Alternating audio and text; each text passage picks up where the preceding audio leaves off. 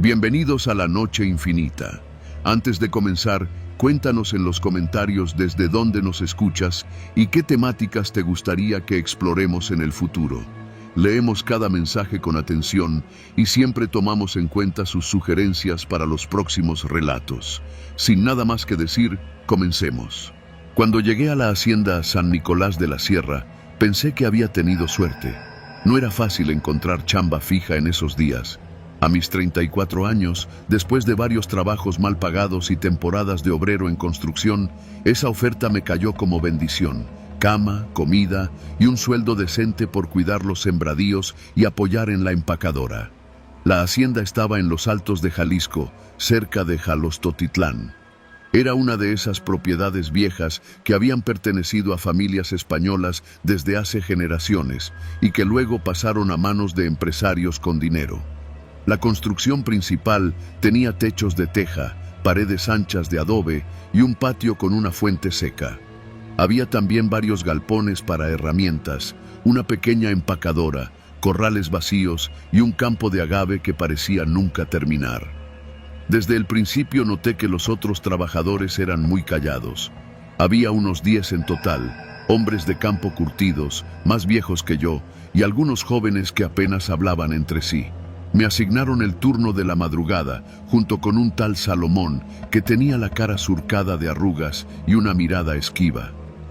«Aquí se trabaja en silencio, mijo», me dijo la primera noche, mientras caminábamos entre hileras de agave bajo la luz de una linterna vieja.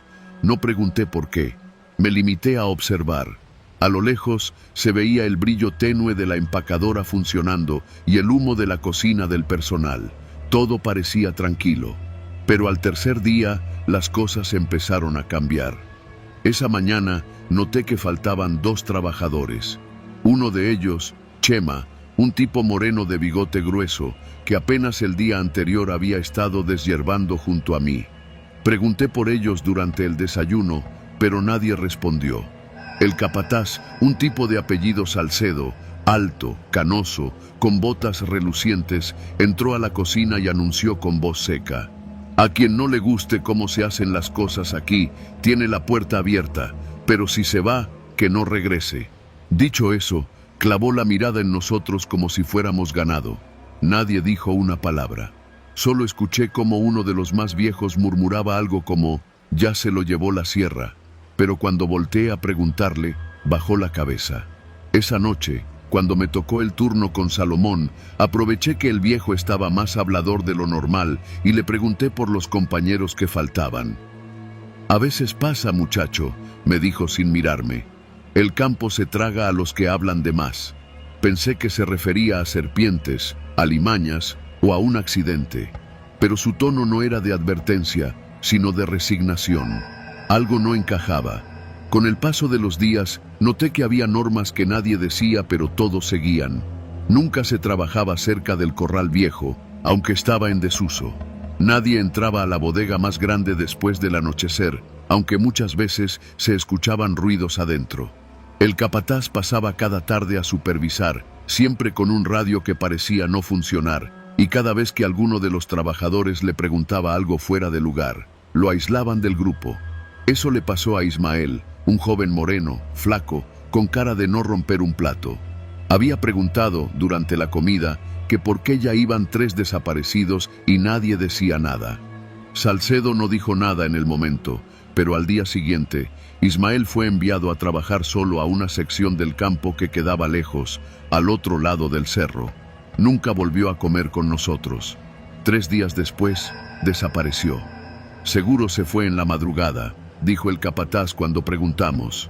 Pero sus cosas seguían ahí, su camastro intacto, su ropa colgada. Nadie le creyó, pero nadie se atrevió a decirle lo contrario. Fue Salomón quien me advirtió con claridad una noche mientras compartíamos un cigarro. «No te metas en broncas, chavo. Aquí lo que se siembra no es solo agave. Hay cosas que se entierran y se callan. Ya no pude dormir esa noche». Me levanté como a eso de las 3, con la boca seca y la cabeza llena de pensamientos. Caminé hacia la bodega vieja, donde decían que no se debía entrar. Me escondí entre unos costales. Vi cuando Salcedo llegó con 2 tipos que no eran del rancho. Traían linternas potentes, mochilas grandes y unas palas. Abrieron la bodega con una llave que llevaba colgada al cuello. Entraron y estuvieron ahí por más de media hora. Yo no me moví. Me temblaban las piernas. Cuando salieron, uno de los tipos iba sudando, con la camisa empapada. Escuché que uno decía: ese último ya se estaba poniendo difícil. Casi lo alcanzan a ver. Salcedo solo dijo: esto se repite cada año, ya lo sabes. Aquí nadie hace preguntas. Yo quería salir corriendo, pero si lo hacía, me veían. Al día siguiente, durante la comida, Salcedo se acercó a mí por primera vez. ¿Todo bien, Manuel?, preguntó. Su tono era cortés, pero sus ojos no. Sí, señor, respondí, tratando de no temblar. ¿Seguro? Dicen que no dormiste bien anoche, que andabas caminando por los galpones. No respondí. Él sonrió, me dio una palmada en el hombro y se alejó. Esa noche hice mi mochila. No había transporte en la zona, pero me largué caminando por la brecha, sin luz, sin decir nada a nadie. Caminé por más de 5 horas hasta que encontré una carretera secundaria donde pasaban trailers. Nunca volví a Jalisco. No denuncié. ¿A quién le iba a decir? ¿Con qué pruebas? Pasaron ya 5 años desde aquello. Hoy trabajo en una gasolinera en San Luis Potosí. Nadie sabe lo que vi. A veces me despierto pensando en Ismael, en Chema, en los otros, y en lo que sea que ocultaba esa bodega. No eran fantasmas, no eran espíritus, era algo peor, gente viva haciendo cosas horribles con total impunidad. Porque el verdadero terror no está en lo que no entendemos, sino en lo que entendemos demasiado bien.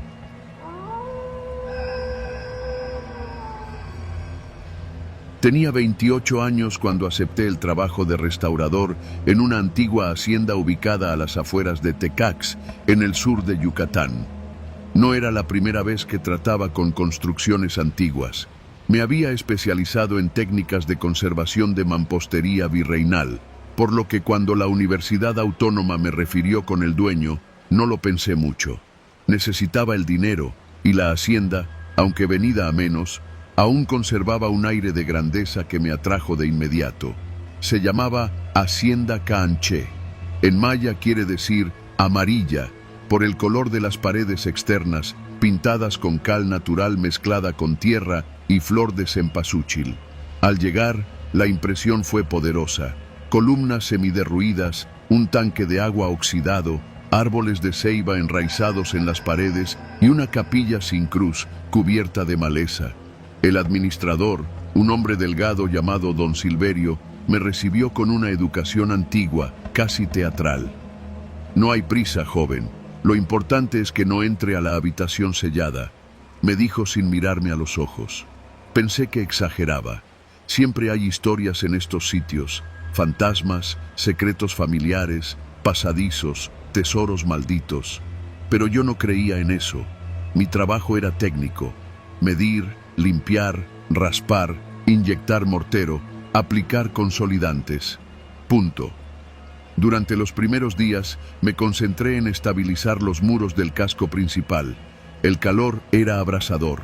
Me hospedaron en uno de los antiguos cuartos de servidumbre, adaptado con una hamaca y un ventilador que apenas podía con el bochorno. Don Silverio aparecía de vez en cuando para supervisar sin supervisar, siempre con su sombrero de palma, siempre con un vaso de horchata fría en la mano. Fue en el tercer día cuando la curiosidad me ganó. Esa habitación sellada estaba en la parte trasera de la casa grande, justo donde convergían 3 corredores abovedados. La puerta era de cedro, con un cerrojo antiguo, pero lo más raro era que la habían sellado con cal, no pintada, sellada. Unos 10 centímetros de cal endurecida cubrían por completo el marco, como si la intención no hubiera sido simplemente cerrar, sino ocultar, aislar. Me acerqué varias veces solo para observar. No había ruidos, solo un olor fuerte, entre yeso, humedad y algo más profundo, como a encierro. Don Silverio parecía adivinar mis pensamientos cada vez que pasaba por ahí. Le recomiendo no gastar tiempo en eso. Hay cosas que se dejaron atrás por una razón, decía. Una noche, Mientras revisaba unos planos antiguos que encontré en la pequeña biblioteca de la hacienda, noté que esa habitación no estaba registrada en ninguna planta. En su lugar había una bodega de carbón, luego un dormitorio y luego nada. La última remodelación registrada era de 1946. Después de eso, la hoja estaba en blanco. A la semana, comencé a trabajar cerca del muro que compartía pared con la habitación sellada. Ahí descubrí lo primero que me hizo dudar de todo. Los cimientos tenían grietas deliberadas, como si hubieran abierto canales para que algo saliera o entrara. Y entre las grietas encontré algo. Primero pensé que era una raíz, pero era rígido, curvo, y al escarbar más, reveló su verdadera forma. Una costilla humana, antigua, quebradiza. Luego un trozo de tela negra y deshilachada. Más profundo, un anillo. Oro, doblado como si lo hubieran martillado dentro del cemento. Corrí con don Silverio. Se le bajó el color del rostro cuando lo mostré. ¿Lo tocó? Sí. No lo haga de nuevo, no siga escarbando ahí. Intenté protestar. Le dije que debíamos reportarlo, llamar a Lina, suspender los trabajos. Me miró por primera vez con los ojos bien abiertos, en un tono distinto, duro. Si llama a alguien joven, será la última cosa que haga en esta tierra. Me fui sin decir nada, pero esa noche no dormí. Me levanté varias veces, sentía que la habitación se hacía más pequeña, el ventilador giraba más lento, como si el aire se estuviera acabando. Cuando logré dormirme, soñé con respiraciones entrecortadas, no palabras, solo eso, respiraciones al otro lado de un muro. Al día siguiente volví a la habitación sellada. Necesitaba saber. Toqué el muro. Estaba tibio. Era imposible. Todo lo demás estaba frío. Ese muro no. Esa noche tomé un cincel. Durante más de 2 horas trabajé sobre el marco hasta que logré quitar un bloque de cal. Luego otro. El polvo era tan espeso que tuve que amarrarme una camiseta al rostro. Cuando la puerta quedó finalmente libre, me quedé de pie frente a ella con el corazón retumbando como un tambor. La abrí. El olor me golpeó como una bofetada. No era podredumbre, era algo más antiguo, algo que olía a encierro, a sudor seco, a madera empapada con algo que alguna vez fue humano. La habitación era pequeña, tenía una cama de hierro sin colchón, un rosario colgando en una pared, un espejo cubierto con una sábana negra, y en el centro, marcas en el piso, uñas, manos. Alguien había intentado salir, alguien había vivido y muerto allí. En la esquina había una silla con correas de cuero, sobre ella una libreta empolvada. La abrí. Las hojas eran fragmentos de una mente rota, escritura caótica, sin orden, frases como «No soy lo que ellos creen», «Las voces vienen de abajo», «No los dejaba dormir, por eso me encerraron», «La sangre no es mía». En otra página, 3 días sin agua, el sol ya no entra, oigo pasos en mi cabeza. La última hoja tenía algo escrito con trazos torcidos. Ahora soy la habitación. La cal del muro estaba por dentro también. Al darme la vuelta para salir, noté que alguien había cerrado la puerta. No la oí cerrarse.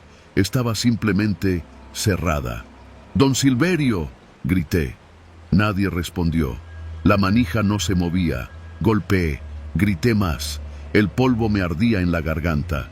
Empecé a sentir el encierro en los pulmones, como si el aire se volviera piedra. Pasaron minutos, horas, no sé. Cuando por fin la puerta se abrió, don Silverio me miró con una calma que me pareció inhumana. «Ahora ya sabe, esa habitación no guarda a nadie. Ella es la que guarda». No pregunté más.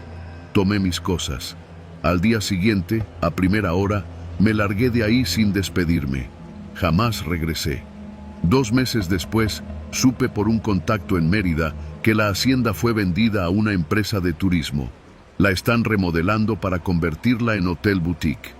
Dicen que una de las suites tendrá muros originales y que planean reabrir la habitación de cal como atracción. No pienso decir nada. Que lo descubran solos.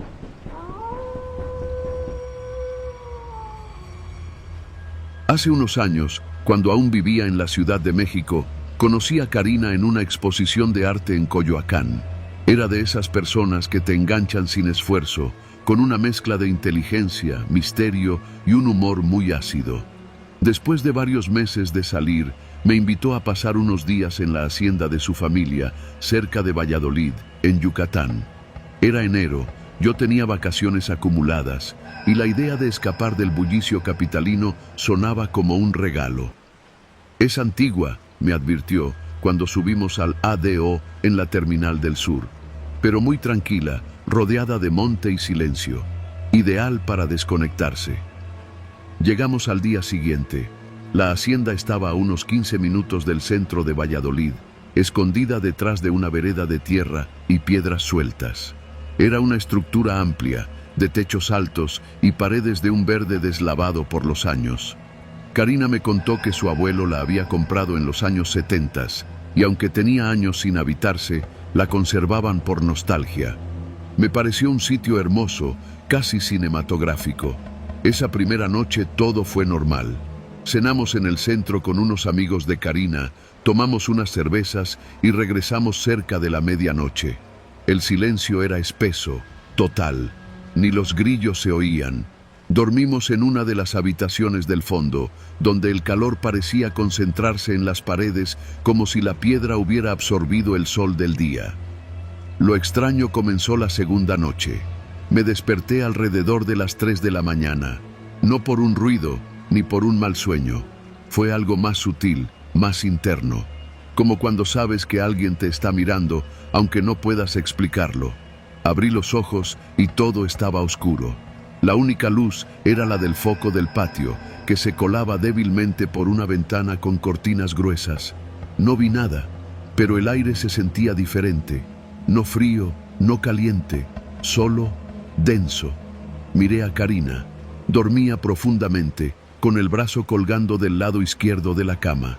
Me senté un momento, bebí agua del vaso en el buró y volví a acostarme. Antes de cerrar los ojos, sentí algo que todavía hoy me cuesta explicar. La certeza de que alguien más estaba dentro de la habitación. No escuché pasos, no vi movimiento, pero lo supe. Como se sabe cuando alguien te sigue en la calle, aunque no voltees. Esa sensación que te enciende los nervios, que te hace querer correr sin saber por qué. Me levanté al día siguiente sin decir nada. Karina tampoco comentó nada raro, pero yo pasé todo el día con la cabeza tensa, como si tuviera una punzada constante detrás de los ojos. La tercera noche fue peor. Volvimos a la hacienda temprano, cerca de las 10. Karina se metió a bañar y yo me quedé solo en la habitación, revisando unos mensajes. Me llamó la atención que el espejo grande del armario, uno de cuerpo completo, antiguo, con marco de madera tallada, tenía una ligera capa de polvo. Me acerqué para limpiarlo con la manga de mi camisa, pero al hacerlo noté algo que me hizo fruncir el ceño. Había marcas de dedos, no de una sola pasada, eran varias, como si alguien hubiera presionado suavemente los dedos contra el cristal, desde adentro. No le dije nada a Karina. Me sentí idiota. Tal vez era el polvo mismo, mal distribuido. Tal vez era mi cabeza sugestionada por el silencio de ese lugar. Esa noche me costó más dormir.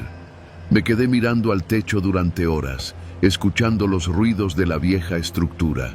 La madera crujía con el cambio de temperatura, el zumbido de algún insecto sonaba cerca de la cortina, y el reloj viejo en el pasillo marcaba cada media hora con un clac hueco. Me dormí después de la 1 y desperté a las 3, otra vez. Esta vez no abrí los ojos de inmediato. Sentí la mirada antes que nada, esa certeza abrasiva, pero ahora era más clara, más insistente.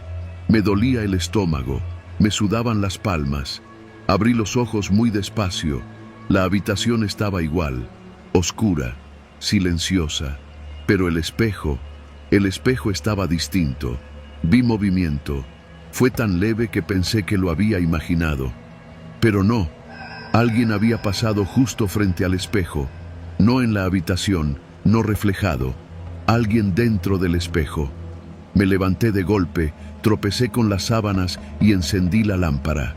Nada. El espejo me devolvía mi propio reflejo, borroso por la suciedad. Karina se despertó, confundida. ¿Qué pasa? Nada. Tuve una pesadilla, le mentí. Ya me pasó. ¿Quieres que dejemos la luz prendida? Asentí. Me recosté otra vez, pero no dormí. Me quedé viendo el techo, escuchando la casa. En algún momento, la lámpara se apagó sola. Pensé que era la pila, pero era de cable. No volví a dormir. A la mañana siguiente fui a caminar solo. Necesitaba pensar. Me alejé por el monte, por un camino que llevaba a una vieja noria. Respiré hondo, pero no me calmé. Esa noche decidí dormir en otra habitación. No se lo dije a Karina. Solo le inventé que me dolía la cabeza por la humedad y que dormiría en la que tenía ventilador. Ella no se molestó. Me dio un beso y me deseó buenas noches. Hace unos años, cuando aún vivía en la Ciudad de México, conocí a Karina en una exposición de arte en Coyoacán. Era de esas personas que te enganchan sin esfuerzo, con una mezcla de inteligencia, misterio y un humor muy ácido. Después de varios meses de salir, me invitó a pasar unos días en la hacienda de su cerré, la puerta con llave. Revisé debajo de la cama, detrás de la cortina. Apagué la luz y me acosté. A las 3:12 abrí los ojos. No me despertó ningún ruido. Fue el mismo impulso extraño. Me incorporé muy despacio. Esta vez no había espejo. La habitación era distinta, más chica, más sencilla. Pero al girar la vista hacia la puerta, noté algo que me heló por dentro. La perilla se movía. No bruscamente. Se movía apenas, como si alguien estuviera probando si podía abrir sin hacer ruido. Y entonces lo escuché. Una respiración, justo del otro lado. Me levanté sin hacer ruido. Me acerqué despacio a la puerta y me pegué a ella. La respiración era real. Un ritmo bajo, contenido, como si quien estuviera del otro lado se esforzara por no ser detectado. Me quedé congelado.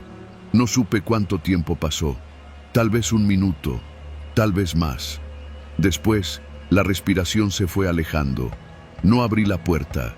Amanecí sentado en la cama, con la espalda apoyada en la pared y un desarmador en la mano que encontré en un cajón.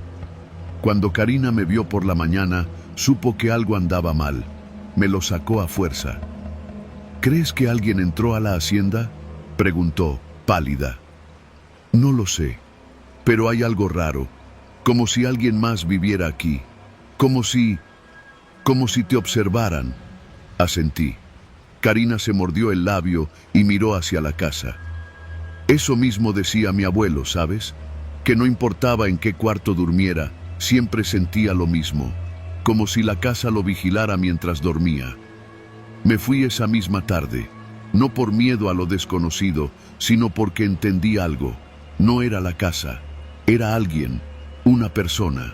Tal vez un antiguo cuidador, tal vez un pariente con problemas, tal vez un intruso que nadie había detectado.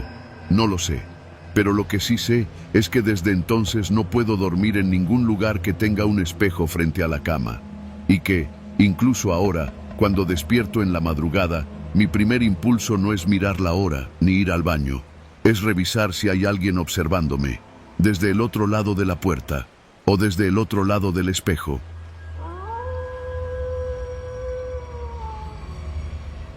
Siempre supe que aceptar aquel encargo era una mala idea. No porque fuera peligroso, al menos no en el papel, sino porque había algo en la voz del viejo que me contrató que no me terminó de cuadrar. Hablaba lento, pausado, como si cada palabra saliera con dificultad. Me contactó a través de un primo que trabaja en remodelaciones de casas viejas en el Bajío. Me dijo que un señor de San Luis Potosí necesitaba a alguien fuerte y discreto para ayudar con una limpieza en su hacienda familiar, que llevaba cerrada casi 20 años. El pago era bueno, la estancia y la comida incluidas. Sonaba a vacaciones pagadas con trabajo físico de por medio. Me encontraba sin chamba fija en ese momento, así que acepté. Me dijeron que la hacienda estaba a 1 hora del centro, rumbo a Villa de Zaragoza. que había que pasar por un camino de terracería, flanqueado por mezquites y nopaleras, hasta llegar a un portón grande, de esos de madera gruesa y herrajes oxidados. Desde que crucé ese portón, sentí que algo no estaba bien. La construcción era hermosa, aunque se notaba el abandono. Muros de adobe y piedra, patios interiores con fuentes secas, corredores infinitos con techos de vigas expuestas. Todo olía a polvo, humedad y tiempo. El encargado era un señor como de 70 años, que se hacía llamar Don Lauro. Nunca supe si era pariente del dueño o solo un trabajador viejo, pero se movía por la casa como si le perteneciera. «Solo hay una parte a la que no quiero que entres», me advirtió la primera noche, mientras cenábamos frijoles refritos y tortillas duras en la cocina vieja. «El sótano. La puerta está sellada por dentro y no hay necesidad de abrirla. Todo lo demás, lo que te pida, es trabajo de limpieza y restauración. No preguntes más». Dijo eso y luego siguió comiendo como si nada. Los primeros días fueron tranquilos. Lijar puertas, retirar escombros, encalar muros. El silencio del campo solo se rompía por los grillos y el viento entre los árboles secos. No había señal de celular ni internet. Solo yo, Don Lauro y la hacienda. Pero en la tercera noche comencé a notar cosas raras. Sonidos de madera crujiendo, puertas que se cerraban sin que hubiera brisa. Una vez escuché pasos en la planta baja cuando yo estaba arriba. Al bajar, no encontré a nadie. Don Lauro dormía en un catre, en una habitación al fondo del pasillo. Lo vi roncando con la puerta entreabierta. La noche siguiente, vi algo que me quitó el sueño. Mientras revisaba los pasillos con una linterna, la luz eléctrica funcionaba apenas en algunas zonas. Pasé frente a una puerta que nunca había visto abierta. Era de roble negro, al fondo de un corredor angosto. No se abría desde afuera. La reconocí de inmediato. Era la entrada al sótano, pero estaba entreabierta. Me acerqué y noté que la aldaba de hierro que antes la mantenía sellada estaba en el suelo, como si la hubieran forzado desde dentro. El aire que salía por la rendija era más frío que el del resto de la casa. Olía distinto, como a cal mojada, y otra cosa, como a grasa rancia. Regresé a mi cuarto y cerré la puerta con seguro. A la mañana siguiente fingí no haber visto nada. Le pregunté a Don Lauro si él había abierto el sótano, pero me miró con los ojos entrecerrados y solo dijo: «Tú no entres ahí, no preguntes». No volví a insistir, pero durante el día aproveché que Don Lauro dormía para bajar a revisar. Me llevé una lámpara recargable, una cuerda y un tapabocas. Cuando empujé la puerta, esta rechinó como si no hubiera sido abierta en años, aunque yo sabía que la noche anterior estaba entreabierta. La escalera descendía en espiral, hecha de piedra tosca. El aire era cada vez más húmedo conforme bajaba. Al llegar al fondo, me encontré con un espacio amplio, sin ventanas, apenas iluminado por mi lámpara. Estaba lleno de objetos tapados con sábanas viejas, baúles, espejos, sillas rotas, una máquina de coser.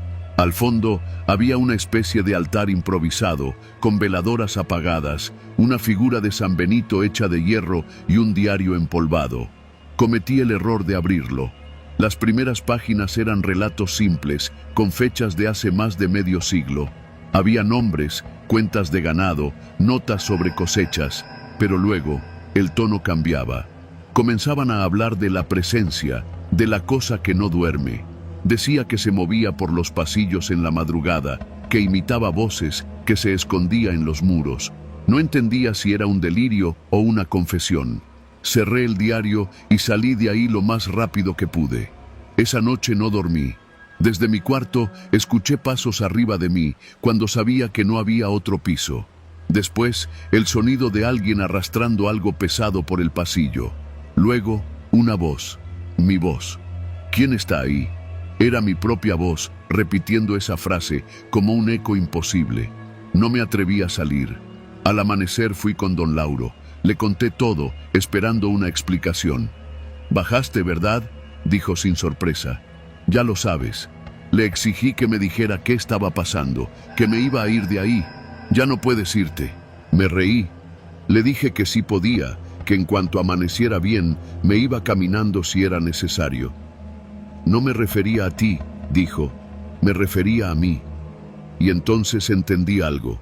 Don Lauro no era un cuidador, era un custodio.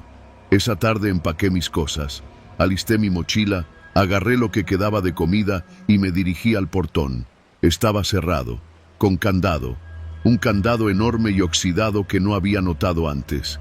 Don Lauro no apareció en todo el día. Regresé a la hacienda, buscando una herramienta para forzar la salida. Pero cada cuarto parecía distinto, como si se reacomodaran, como si los pasillos se alargaran. La estructura ya no era la misma. La casa se estaba cerrando sobre mí. Corrí al sótano. Pensé en buscar otra salida desde ahí, una puerta trasera, algo. Y fue entonces que la escuché.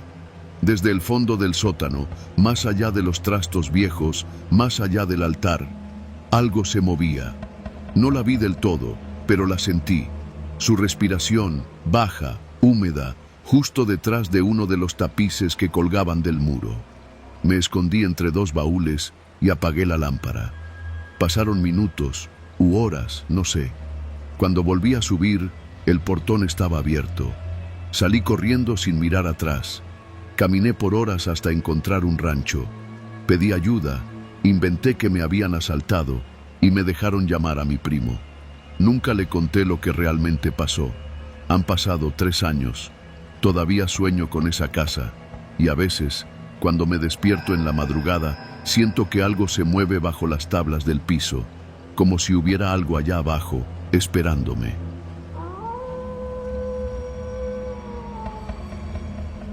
Lo que voy a contar sucedió hace algunos años, en el corazón de Guanajuato, aunque cada vez que lo menciono, los pocos que saben del caso prefieren fingir que no me escuchan.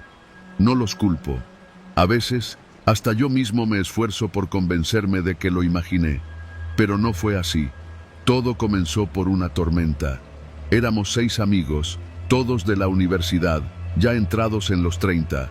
Mariana, Iván, Paola, Germán, Sofía y yo. Cada quien con su vida hecha, pero con la costumbre de organizar una escapada una vez al año, solo nosotros, sin parejas, sin hijos, sin distracciones. Este año le tocó a Iván escoger el lugar. Nos propuso una vieja hacienda que su primo había remodelado como alojamiento rural en una comunidad llamada San Felipe Torres Mochas, casi al borde de la Sierra de Lobos. Es enorme, nos dijo. Tiene más de 100 años y está rodeada de puro campo. Nada de señal, nada de internet. Un fin de semana para desconectarnos de todo. Aceptamos por nostalgia y por la promesa de carne asada, tequila y noches de plática hasta el amanecer. Rentamos una camioneta y salimos desde León un viernes por la mañana. El cielo ya mostraba nubes negras cuando tomamos la carretera secundaria, pero no nos preocupamos. El clima decía lluvias aisladas. ¡Ja! Qué fácil es confiar en esas predicciones hasta que se desatan. La hacienda era tal como Iván la describió. Un caserón de piedra, con un patio central lleno de bugambilias, columnas gruesas y una capilla diminuta al fondo. Estaba en medio de la nada. No había casas cerca, ni tráfico, ni luces. Solo campo, cerros y un viento constante que nunca dejaba de soplar. Cuando llegamos, el administrador, un hombre mayor de rostro seco, llamado Matías, nos recibió con la amabilidad justa. Aquí está la cocina, los baños, los cuartos. Hay agua caliente, pero no se pasen con el gas. El generador se activa solo si se va la luz. Cualquier cosa, yo duermo en la habitación junto a la entrada.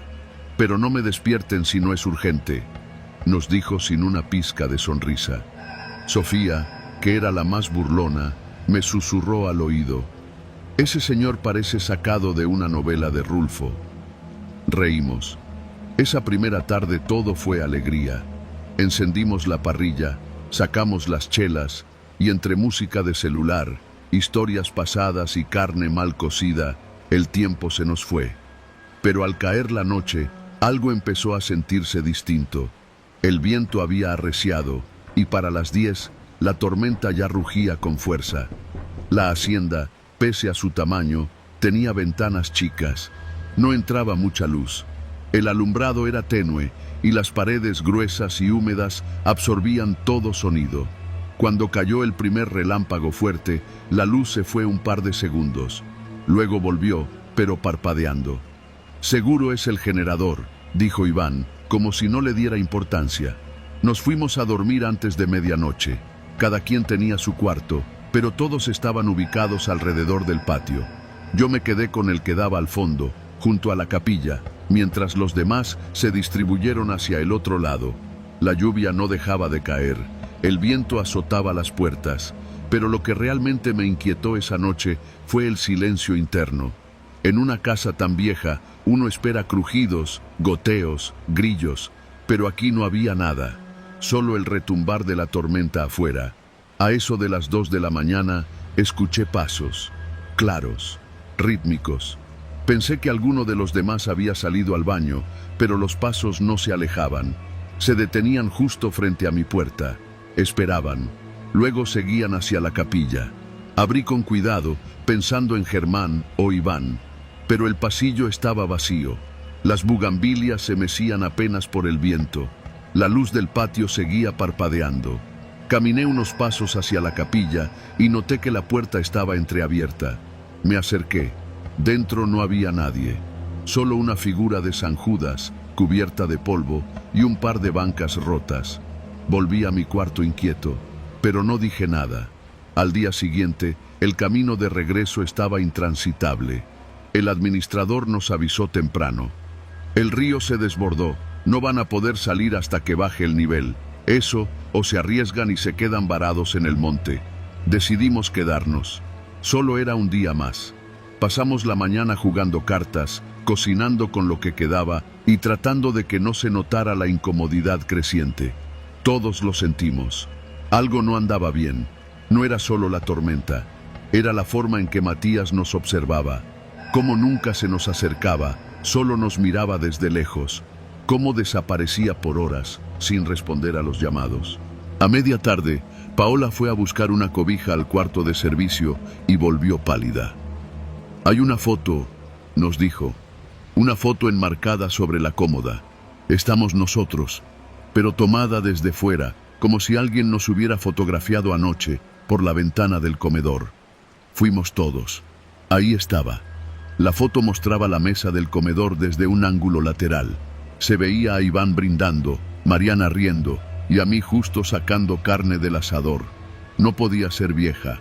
Era de la noche anterior. La confrontación con Matías fue inmediata. Le exigimos una explicación. Nos miró como si fuéramos niños. Esa foto ya estaba ahí, siempre ha estado. No supimos qué hacer. ¿Nos estaba jugando una broma? ¿Era un loco? ¿Uno de nosotros lo había hecho como broma pesada? El ambiente se enrareció aún más. Esa noche nadie durmió. Iván se quedó despierto en el comedor, con un cuchillo de cocina. Mariana y Sofía empacaron sus cosas por si se podía salir en la madrugada. Germán, que siempre fue el más escéptico, simplemente se encerró en su cuarto y no volvió a salir. Yo traté de dormir, pero no pude. Escuchaba pasos otra vez. No fuera, no en el pasillo, dentro de la casa. A las 3 de la madrugada, el generador falló por completo. Nos quedamos en oscuridad total, solo el estruendo de la tormenta y algo más, risas, leves, casi imperceptibles, como si vinieran de la capilla. Decidimos reunirnos todos, pero Germán no respondía. Golpeamos su puerta. Nada. Alguien, creo que Paola, logró forzar la cerradura. Germán estaba acostado en su cama, cubierto con la cobija hasta el cuello, pero sus ojos estaban abiertos de par en par, y su boca formaba una mueca extraña, como si hubiera estado gritando. Estaba vivo, pero no hablaba, no reaccionaba, solo respiraba, muy lento. Llamamos a Matías. No apareció. A la mañana siguiente, la tormenta había cesado. La camioneta aún no podía pasar, pero decidimos caminar. No podíamos quedarnos ahí. Matías no estaba en su habitación. Todas sus cosas estaban intactas. Solo faltaba él. Dejamos la hacienda con Germán a cuestas, casi inconsciente. Caminamos por 3 horas hasta que un campesino nos recogió en su camioneta y nos llevó al centro de San Felipe. Desde ahí conseguimos ayuda. Germán tardó semanas en recuperarse. Lo llevaron a terapia, le hicieron estudios. No hubo explicación. Solo repitió una frase durante días, una y otra vez, como un disco rayado. Nos estaban esperando. Nunca supimos qué quiso decir, ni de dónde salió esa foto, ni qué pasó con Matías. La hacienda aún aparece en Google Maps, pero ya no figura como alojamiento. Alguien puso un comentario hace unos meses. Bonito lugar, pero el personal es muy raro. Nos sentimos observados toda la noche. No volvería. Yo tampoco volvería. Nadie del grupo volvió a hablar del tema. Ahora solo lo escribo porque a veces el silencio pesa demasiado. Porque hay lugares donde uno no debería quedarse, sin importar lo que prometan. Porque hay casas que no están vacías, aunque lo parezcan. Y porque no importa lo que digan, en esa hacienda, alguien más estaba con nosotros.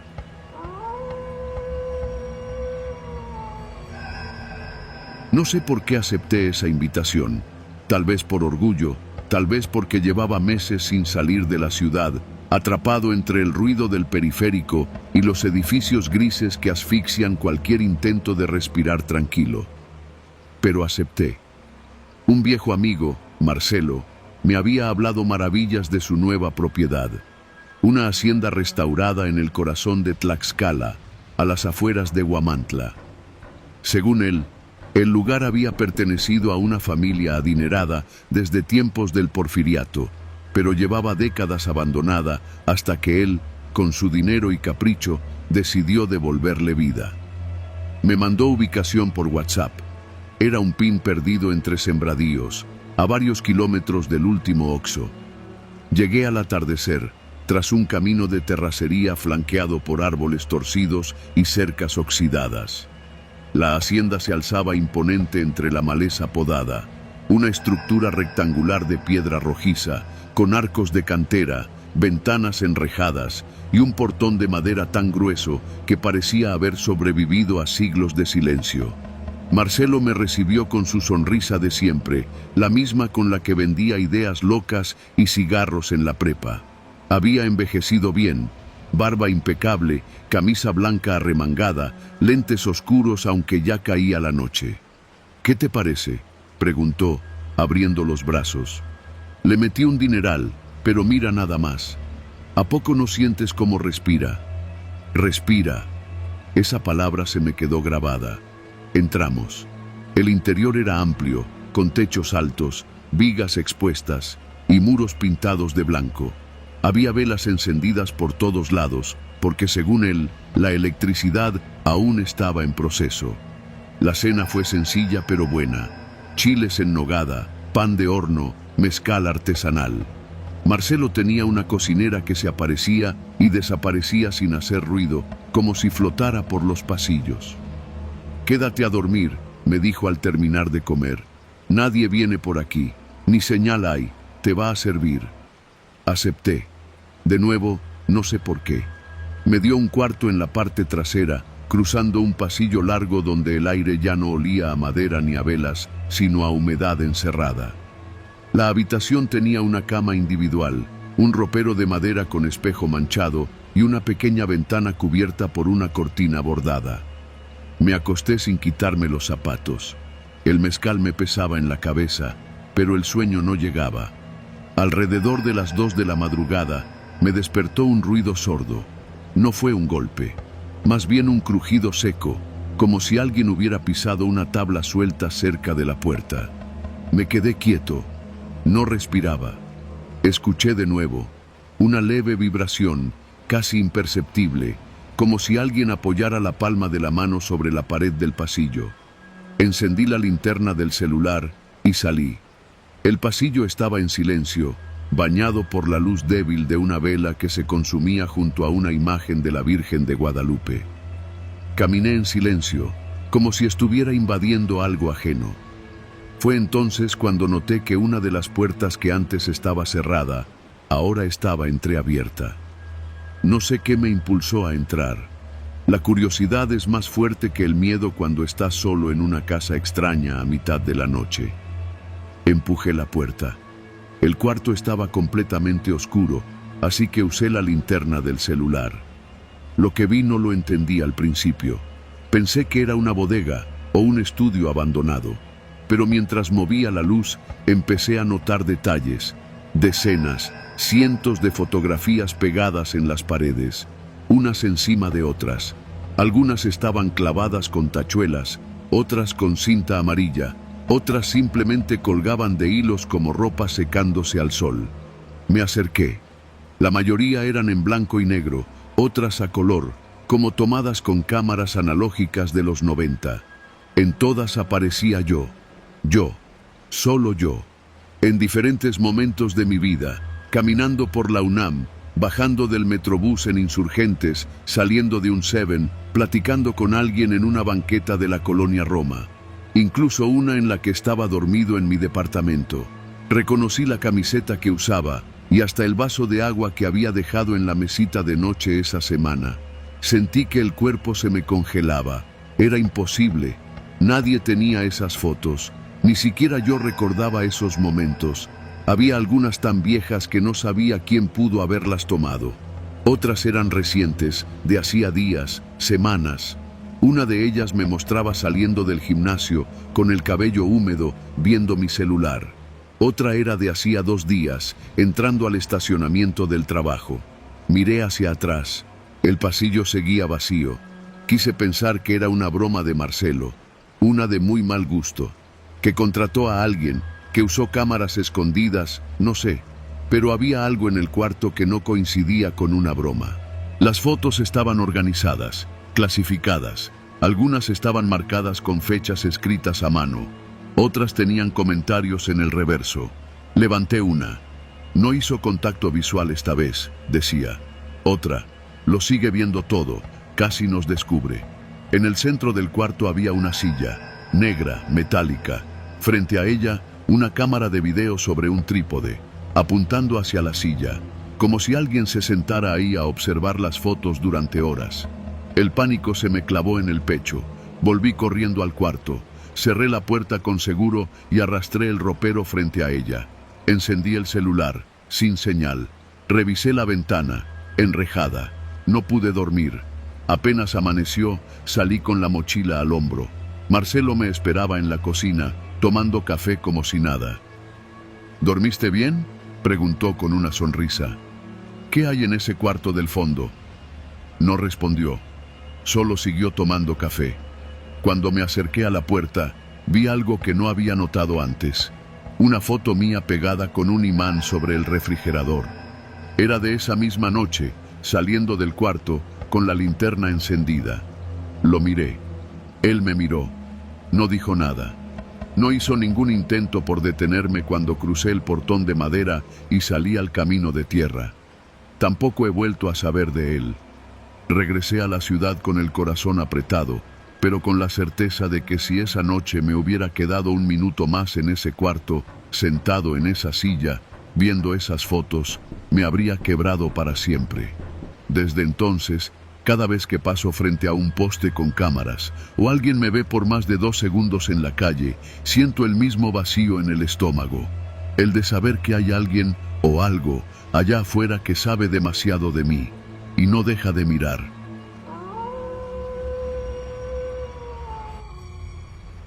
La primera vez que puse un pie en la Hacienda San Vicente fue un miércoles caluroso de mayo. El aire olía a tierra cocida, a estiércol y a sudor viejo, de ese que se impregna en los muros de adobe y no se va con nada. Mi nombre es Ernesto Robles, tengo 36 años y soy topógrafo. Me habían contratado para supervisar una obra de restauración en una ex hacienda al norte del estado de Jalisco, a medio camino entre Lagos de Moreno y San Felipe. El dueño, un tal ingeniero Chavero, tenía planes de convertirla en un complejo turístico, de esos con encanto rural que tanto gustan a los extranjeros. Yo solo debía levantar el plano general del terreno, ubicar los viejos límites de propiedad y marcar dónde podrían construir sin comprometer estructuras antiguas. Cuando llegué, Me recibió Daniel, el capataz. Un tipo seco, mayor, de mirada desconfiada. Ni un buenos días me dio, solo me señaló la entrada lateral con la barbilla y me advirtió: no se meta donde no lo llamen ingeniero. Aquí la gente no habla mucho. Me pareció un comentario extraño, pero lo tomé como simple advertencia de alguien que no quería que me metiera en su rutina. El lugar, sin embargo, era impresionante. A pesar del abandono, la construcción seguía en pie. Muros gruesos, techos altos, corredores largos con pilares de cantera y un patio central con una vieja fuente seca. Algunas zonas estaban acordonadas porque tenían daño estructural. Dormiríamos en una casona contigua que alguna vez fue para los trabajadores. La primera noche me costó dormir, no por miedo ni por incomodidad, sino por el calor y el zumbido incesante de los insectos. Pero lo que realmente me perturbó fue lo que escuché cerca de las 2 de la madrugada. Gritos, no de terror ni de auxilio. Eran gritos de enojo, hombres discutiendo, voces roncas que se interrumpían, que se alzaban en insultos. No entendía bien las palabras, pero reconocía el tono de una pelea fuerte, con odio viejo. Me asomé por la ventana. No vi luces ni movimientos, pero las voces seguían un par de minutos antes de apagarse, como si nunca hubieran estado ahí. Al día siguiente, le pregunté a Daniel. Se limitó a decir: aquí no hay pleitos, todos saben su lugar. Y se fue. Ni siquiera trató de fingir que no sabía de qué hablaba. Me pareció una respuesta inquietante, pero el trabajo era bien pagado y no quería empezar a crear tensiones. La rutina siguió. Durante el día, los obreros trabajaban en silencio. Apenas hablaban entre ellos, ni siquiera en los descansos. Había tensión en el aire, una especie de presión invisible que a mí me parecía antinatural. Yo intentaba hacer mi trabajo sin molestar a nadie, pero empecé a notar cosas. Herramientas que desaparecían y luego aparecían en lugares imposibles, marcas en el suelo que nadie admitía haber hecho, miradas fugaces entre los trabajadores, como si se vigilaran entre ellos. Una tarde, mientras trazaba un eje de coordenadas cerca del antiguo granero, vi a 2 hombres discutiendo. Uno era Saúl, un muchacho joven, y el otro un tipo mayor que todos llamaban el Tadeo. No gritaban, pero sus gestos eran agresivos, los cuerpos tensos. Alcancé a escuchar algo. Si tú hablas, te hundes también. Me acerqué, pero en cuanto me vieron, fingieron estar hablando del trabajo. Me alejé, fingiendo no haber oído nada, pero esa frase me quedó grabada. La siguiente noche escuché lo mismo. Discusiones. Esta vez, más cerca. Me levanté sigilosamente. Salí con una linterna y caminé hasta el pasillo que daba a los antiguos cuartos del personal. No había nadie, pero se escuchaban voces, apagadas, detrás de un muro de adobe que, según el plano original, daba a una bodega clausurada desde hace años. Esa noche decidí no volver a salir de mi cuarto. Al tercer día, Saúl desapareció. Nadie hizo preguntas. Daniel dijo que se fue sin avisar. Así, sin más. Nadie mencionó su nombre después. Pregunté y uno de los albañiles solo dijo bajito: mejor no se meta, ingeniero. Aquí la gente no habla, no porque no quiera, sino porque aprendió a no hacerlo. Esa frase me congeló. Sentí que algo oscuro se movía detrás de la cotidianidad aparente. Esa tarde, mientras revisaba el perímetro norte con mi equipo, encontré algo. Era un cuaderno, mojado por la lluvia y lleno de tierra. Estaba enterrado junto a unos viejos ladrillos. Las primeras páginas estaban en blanco, pero las últimas tenían escritos apresurados, garabateados como si quien los escribía tuviera miedo. Eran confesiones. Hablaban de una red de explotación. Los peones no estaban ahí solo por el salario, eran familiares de gente endeudada con el ingeniero Chavero. Campesinos que trabajaban por protección, gente traída del sur a quienes les retenían sus identificaciones, sus celulares. Nadie sabe dónde estamos. Si hablo, me desaparecen como a los otros, decía uno de los párrafos. Me quedé helado, todo encajaba. Las discusiones nocturnas, el silencio constante, el miedo en las miradas. No era que la gente no hablara, era que no podía, o peor, que sabía lo que le pasaba al que hablaba. Pensé en irme, denunciar, avisar a las autoridades, pero estaba en medio de la nada. La hacienda tenía un solo camino de salida, vigilado. Si decía algo, me arriesgaba a no salir nunca. Decidí quedarme un día más y actuar con cautela. Esa noche, los gritos fueron distintos, más cercanos, más intensos, como si alguien estuviera siendo golpeado. Me levanté temblando y salí solo con mi celular y una linterna. Caminé hasta el área del granero, donde la señal de voz parecía más fuerte, y ahí lo vi, una figura arrodillada, encapuchada, con las manos amarradas. 2 hombres lo rodeaban. Uno lo golpeó con un palo mientras el otro le decía: ¿así quieres hablar? ¿Con quién? ¿Con el ingeniero? ¿O con el forastero? Quise retroceder, pero pisé una piedra. El sonido los alertó. Corrí como nunca había corrido en mi vida, esquivando piedras, agachándome entre los matorrales. Llegué hasta la barda del fondo y me escondí detrás de un horno viejo. Ahí me quedé, respirando con dificultad, esperando que no me encontraran. No me buscaron.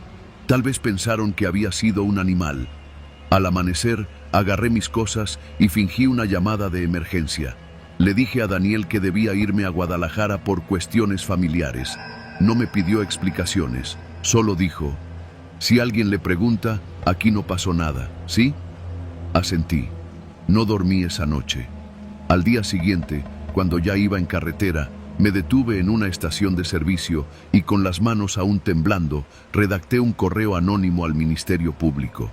Incluí las coordenadas, una fotografía de la hacienda y escaneé las páginas del cuaderno. Nunca firmé con mi nombre. No sé si hicieron algo. Nadie me contactó, pero tampoco me buscaron. Desde entonces no he vuelto a trabajar en zonas rurales. Y cuando manejo por alguna carretera en Jalisco, evito mirar hacia los cascos viejos de las haciendas. Porque en San Vicente aprendí que hay lugares donde los gritos no se oyen, no porque estén lejos, sino porque todos han aprendido a guardar silencio, y el que no, desaparece.